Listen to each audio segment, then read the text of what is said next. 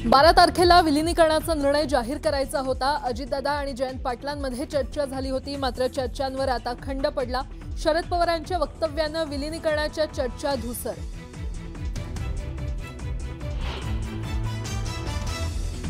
आमची इच्छा होती ती खुली हवी, ही आमची इच्छा आहे। आमची इच्छा होती ती खुली हवी, ही आमची इच्छा आहे। दोन्ही राष्ट्रवादी एकत्र याव्यात ही दादांची इच्छा होती, ती आमचीही इच्छा। राष्ट्रवादीच्या विलीनीकरणावर शरद पवारांचं मोठं विधान।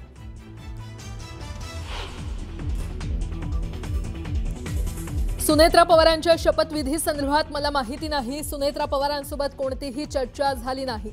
शपथविधीबाबत शरद पवार यांची प्रतिक्रिया।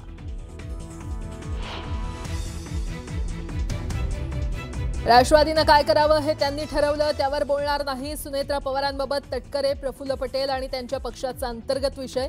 राष्ट्रवादीतील घडामोडींवर शरद पवारांचं मोठं विधान।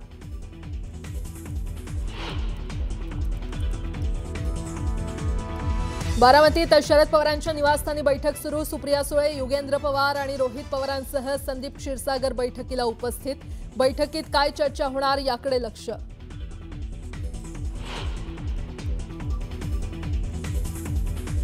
आज संध्याकाळी 5 वाजता सुनेत्रा पवार उपमुख्यमंत्री पदाची शपथ घेणार। महाराष्ट्राला मिळणार पहिल्या महिला उपमुख्यमंत्री।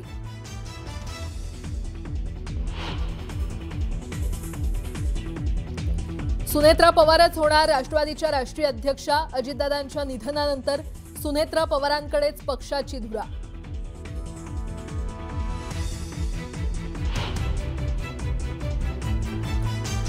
अजित पवार कर्तृत्ववान हे नेते होते। कर्तृत्ववान नेते सोडून जाणं हा महाराष्ट्रावर सर्वात मोठा आघात। शरद पवारांची प्रतिक्रिया।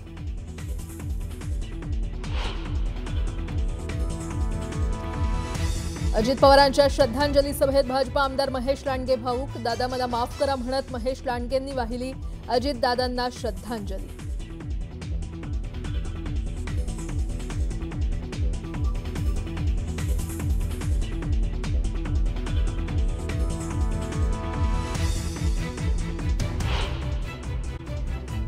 ब्रेकिंग न्यूज समोर येते। राष्ट्रवादीचं काय करावं तो त्यांचा निर्णय असं शरद पवार म्हणाले।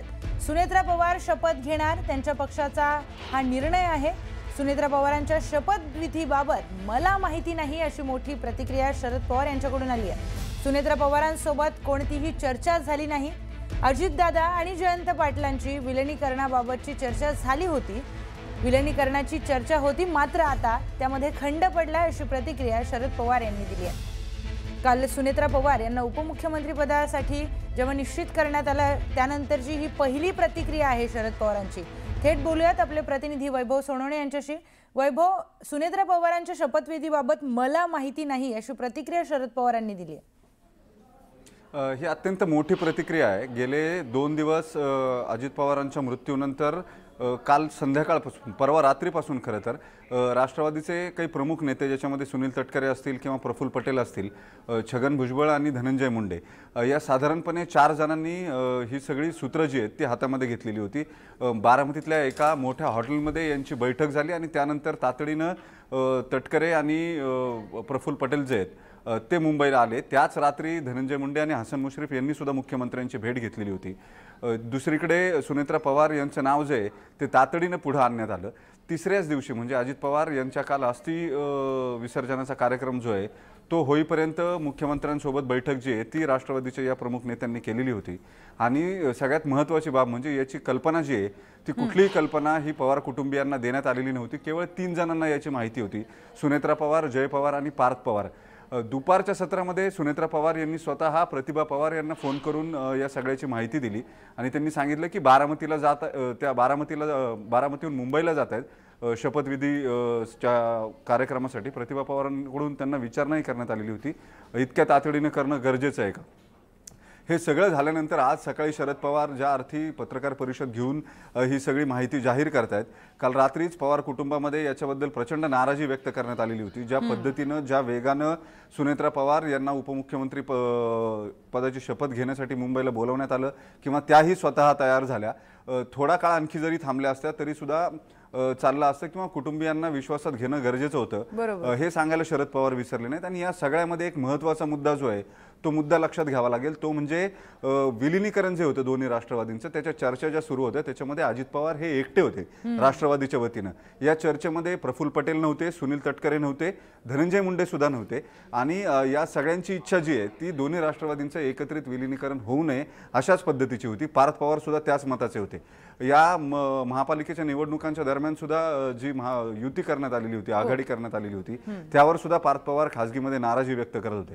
त्याच्यामुळे आता अजित पवार गेल्यानंतर हे विलिनीकरण होईल का अशा चर्चा सुरू असतानाच या तिन्ही चारी नेत्यांनी ही भूमिका घेतली. आणि जर पवार कुटुंबातल्या इतर कुणालाही, म्हणजे सुप्रिया सुळे असतील, शरद पवार असतील, यांना कुणाला या सगळ्या प्रक्रियेमध्ये जर स्थान दिलं किंवा ते या प्रक्रियेमध्ये आले तर या सगळ्या नेत्यांचं महत्त्व जे आहे ते आपसूक कमी होणार होतं. ज्याच्यामध्ये सुनील तटकरे आहेत, प्रफुल्ल पटेल आहेत, धनंजय मुंडे आहेत, किंवा हे सरळ सरळ बाजूला गेले असते आणि सगळी निर्णयाची पूर्ण प्रक्रिया जी आहे ती या पवार कुटुंबियांच्या ताब्यामध्ये आली असती. त्यामुळे काहीही करून तातडीनं हा शपथविधी करावा, सुनेत्रा पवार यांच्याच हातामध्ये सूत्र राहू द्यावीत. या सगळ्यासाठी हा वेग जो आहे तो गरजेचा होता का असा प्रश्न उपस्थित होतो. त्या दृष्टीनेच त्यांनी इतक्या घाईघाईनं ही सगळी निर्णय प्रक्रिया जी आहे ती पूर्ण केली. आणि आज शपथविधी सुद्धा होईल असं सांगितलं जातंय 5 वाजेच्या दरम्यान दुपारी आमदारांची बैठक झाल्यानंतर. त्याच्यामुळे पवार कुटुंबामध्ये साहजिक नाराजी होती. जो कुटुंबातला पक्षातला जो स्प्लिट होता त्याच्यातली कटुता आता संपत आलेली होती आणि लवकरच 12 तारखेला याची घोषणा केली जाणार होती असं शरद पवार खुद्द म्हणाले. गेले 4 महिने या चर्चा सुरू होत्या. शेवटची चर्चा जयंत पाटील आणि अजित पवारांमध्ये झालेली होती. विलिनीकरणाच्या संदर्भात नेमकं काय काय करायचं. सर्वोच्च न्यायालयात चिन्हाच्या संदर्भातली जी सुनावणी सुरू होती त्याही वेळेस कसं विड्रॉ व्हायचं याबाबतची चर्चा करून सर्वोच्च न्यायालयामध्ये वकील जे आहेत ते आपली भूमिका मांडणार होते. त्यामुळे या सगळ्या परिस्थितीत विलिनीकरणाची प्रक्रिया जी आहे ती शेवटच्या टप्प्यात आलेली होती. आता मात्र राष्ट्रवादी अजित पवार गटाच्या सगळ्या प्रमुख नेत्यांनी जे निर्णय घेत आहेत आता किंवा निर्णय घ्यायची सूत्र ज्यांच्या ताब्यात आहेत त्यांनी थेट या सगळ्या गोष्टी ज्या आहेत त्या नाकारलेल्या आहेत. विलिनीकरणासंदर्भात आम्हाला कुठलीही माहिती नाही असं त्यांनी स्पष्ट म्हटलंय. त्याचं कारणही तसंच आहे. अजित पवारांनी या सगळ्या नेत्यांना या चर्चेपासून दूर ठेवलेलं होतं कारण त्यांची कुणाचीही शरद पवारांची राष्ट्रवादी सोबत घ्यायची इच्छा नव्हती हे स्पष्ट होतं. हे सगळं माहिती असल्यामुळं अजित पवार यांची स्वतःची वैयक्तिक इच्छा प्रचंड होती या जिल्हा परिषदेच्या निवडणुकीनंतर दोन्ही पक्षांचं विलिनीकरण करायची. आता ते नाही आहेत. त्यांच्या मागे ज्यांच्याकडे निर्णयाची सूत्र आहेत ते या सगळ्याला तयार नाहीत. त्याच्यामुळे शरद पवारांनी हे स्पष्ट केलंय की आता या प्रक्रियेमध्ये खंड पडणार आहे. त्याच्यामुळे काही जरी झालं तरी आता चेंडू जो आहे तो या चारही नेत्यांच्या कोर्टामध्ये. आणि सगळ्यात महत्त्वाचं या प्रक्रियेमध्ये आता जर पवारांची ही प्रेस कॉन्फरन्स कुणाला विलन ठरवू पाहत असेल तर हे 4 जण त्याच्यामध्ये येतील किंवा जे निर्णय प्रक्रियेतले लोक आहेत ते येतील. अगदी सुनेत्रा पवारांसहित सुद्धा ज्याच्यामध्ये सुनील तटकरे, प्रफुल्ल पटेल आणि सुनेत्रा पवारांचं नाव शरद पवारांनी घेतलंय. त्यांनी इतक्या वेगानं निर्णय का घेतला ते आपल्याला कळलं नाही असं शरद पवार म्हणाले. या एका वाक्यावरून बरेच अन्वयार्थ या पत्रकार परिषदेचे निघू शकतात ज्याच्यामुळे आता हा शपथविधी जो आहे तो चर्चेच्या केंद्रस्थानी येईल. आणि महत्त्वाचं म्हणजे या सगळ्याचा ठपका इतक्या वेगानं हा निर्णय घेणं गरजेचं होतं का या सगळ्याचा ठपका आता यांच्यावरतीच येईल. अगदी बरोबर आहे वैभव. आपल्यासोबत जितेंद्र जाधव देखील जोडल्या गेलेत, सुस्मिता भदाने देखील आहेत. सुरुवातीला जाऊयात आपण जितेंद्रकडे. जितेंद्र, तुम्ही बारामतीचं राजकारण फार जवळून बघितलं इतक्या वर्षांपासून. आज तुम्ही पत्रकार परिषदेमध्ये देखील होता. जेव्हा दादांचं अकाली निधन झालं तेव्हा कुटुंब म्हणून आपण पवार कुटुंबाला अगदी एकत्रितपणे खंबीर उभं राहिलेलं पाहिलं. पण राजकीय जेव्हा पटलावर गोष्टी येतात तेव्हा शरद पवारांनी आज विधान केलं की माझ्याशी कुठलीही चर्चा झाली नाही किंवा शपथविधीबद्दल मला माहिती नाही. त्यांची एक नाराजी दिसून आली का? अगदी आपण बघितलं की शरद पवार यांच्या मागच्या देखील स्टेटमेंट दिल्यानंतर पवारसाहेब बोलतात एक आणि होतं एक. आत्ता जरी ते म्हणले असते की आज शपथविधी होतोय ह्याबद्दल मला काही माहिती नाही, मला बोलवण्यात आलं नाही किंवा मला विचारलं सुद्धा नाही. दुसरी गोष्ट आपण त्यांना असं देखील विचारलं की नरेश अरोरा या ठिकाणी आले होते. सुनील तटकरे आणि प्रफुल्ल पटेल हे मुंबईमध्ये चर्चा करत होते. नंतर सायंकाळी त्यांची एकत्र बैठक देखील झाली. ते म्हणले कोण नरेश अरोरा हे तर की मी ओळखत नाही. आणि मग पवारसाहेबांना आपण एवढं पण विचारलं की आपल्याला निमंत्रण आहे का. म्हणले मला ह्याच्यातली काही माहिती नाही आणि शपथविधी कधी घेतलाय होईल का नाही ही पण मला माहीत नाही. आता अशी स्टेटमेंट केल्यानंतर एकंदरीत आपण बघतोय की दुर्दैवी घटना घडल्यानंतर संपूर्ण पवार कुटुंब एकत्र होतं. अमित शहा देखील आले होते. आल्यानंतर त्यांनी स्वतः पवार साहेबांच्या हातात हात दिला आणि त्यांचं सांत्वन देखील केलं. अशा घटना घडत असताना सुप्रिया सुळे स्वतःहून सहयोग सोसायटी या ठिकाणी गेल्या होत्या. नरेश अरोरा देखील त्या ठिकाणी होते. केंद्रामध्ये ह्यांची संख्या बेरीज वाढवावी याकरिता अजित पवार देखील प्रयत्न करत होते आणि यांची एक नाही दोन नाही चार आणि अनेक वेळा अशा बैठका झाल्या होत्या आणि स्वतः ते शरद पवारांनी कबूल केलेलं आहे की याची चर्चा झाली होती आणि जयंत पाटील आणि अजित पवार या चर्चा करत होत्या. आणि असं असताना घटना घडल्यानंतर आता संध्याकाळच्या शपथविधीला पवार कुटुंबियातले आता म्हणलेत ते की आम्हाला काही माहिती नाही, परंतु कोण उपस्थित राहणार, पवारसाहेबांना मुख्यमंत्र्यांकडून आमंत्रित केलं जाणार का शपथविधीसाठी, पवारसाहेब उपस्थित राहणार का, हे देखील आपल्याला पाहावं लागणार आहे. आगामी काही दिवसामध्ये राज्यामध्ये वेगळं चित्र दिसणार आहे हे मात्र नक्की. निश्चितच जितेंद्र, आपण बोलूयात. आपल्यासोबत सुस्मिता भदाने देखील आहेत. सुस्मिता, मुंबईमध्ये बऱ्याच घडामोडी घडत आहेत. काल जेव्हा बातमी आली की सुनेत्रा पवार या उपमुख्यमंत्रीपदासाठी हो म्हणालेल्या आहेत, त्यानंतरच्या सगळ्या घडामोडी आज घडतात. आज बैठक देखील आहे. काय नेमकं मुंबईमध्ये घडतंय? खरं तर शपथविधी होणार, एकत्रितपणे विधिमंडळामध्ये बैठक होणार, या सगळ्या चर्चा सुरू असताना शरद पवार यांनी थेट पत्रकार परिषद घेत त्यांच्या राष्ट्रवादीची भूमिका, परिवार म्हणून शरद पवार यांची असणारी भूमिका स्पष्ट केलेली आहे. यातनं अनेक गोष्टी या अगदी सगळ्यांसमोर खुलेपणानं मांडण्यात आलेल्या आहेत. या पत्रकार परिषदेच्या दरम्यान जो उल्लेख करण्यात आला तो म्हणजे माझ्याशी कोणत्याही पद्धतीची चर्चा सुनेत्रा पवार यांच्याकडनं करण्यात आलेली नाही. याचाच अर्थ दोन्ही राष्ट्रवादी एकत्र येण्याबाबतची जी चर्चा यापूर्वी सुरू होती, ज्यामध्ये अग्रस्थानी केवळ अजित पवार होते आणि इतर नेते जे शरद पवार यांच्या पक्षातले होते यांच्या पुरतीच ती चर्चा आता सीमित राहणार आहे. या चर्चेचं पुढे काय होणार याबद्दल अजूनही स्पष्टता नाही. दुसरा महत्वाचा मुद्दा म्हणजे सुनेत्रा पवार यांनी अस्थि विसर्जनानंतर लागोलाग मुंबईला येणं, अनेक राजकीय नेत्यांशी संवाद साधणं, राजकीय सल्लागारांकडनं सल्ला घेणं आणि पार्थ पवार यांची राज्यसभेवरती वर्णी लागावी याकरता तर स्वतः उपमुख्यमंत्री पदाची धुरा सांभाळण्याकरता त्यांनी होकार दिलेला आहे.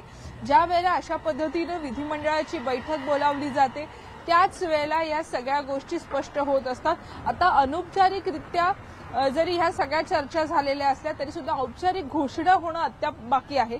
सध्या आपण जर बघितलं तर देवगिरीच्या बाहेर सुद्धा कडेकोट बंदोबस्त हा लावण्यात आलेला आहे.